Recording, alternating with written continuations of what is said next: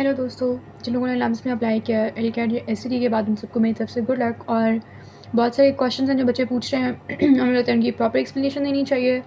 और जब मैंने अप्लाई किया था तो उस वक्त मेरे जहन में जो क्वेश्चंस थे तो हम उनको डिस्कस कर लेते हैं।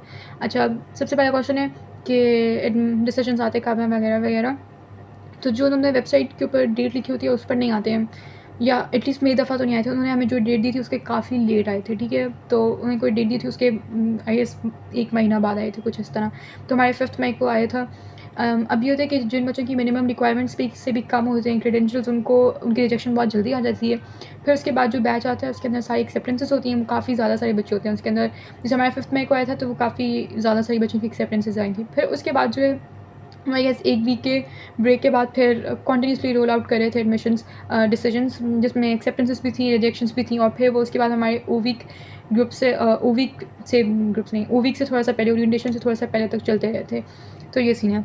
उसके अलावा बहुत रैंडमली आते हैं, इस बात से फ़र्क नहीं पड़ता कि आपने अपनी जो है एप्लीकेशन किसी ने अगर जल्दी कर ली है, किसी ने बाद में की है, जब भी मर्ज़ी सबमिट किया, इस बात से फ़र्क नहीं पड़ता। जो काफ़ी सारे बच्चे करेंगे जिनकी ट्रैकिंग आईडी से कि उसके वाइज़ नहीं, इस बात से भी कोई फ़र्क नहीं पड़ता। आपने एलकेट दी है, एसएटी दी है, इस बात से भी कोई फ़र्क नहीं पड़ता। आपने किस स्कूल में अप्लाई किया, यानी कि सासोल में किया, एसजीएसपी में या जिसमें मर्ज़ी किया, इस बात से भी कोई फ़र्क नहीं पड़ता।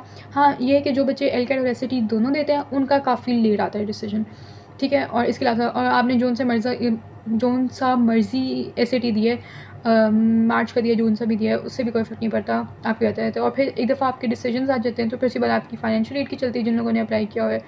तो उसके अंदर भी वो कहते हैं कि 4 to 6 वीक्स के अंदर प्रोसेस हो जाएगी आपकी एप्लीकेशन, लेकिन थोड़ा सा उसको भी ज़्यादा टाइम लग जाता है। तो ये टाइमलाइंस इतनी ज़्यादा वो नहीं है, डिफाइंड नहीं है, तो ईज़ी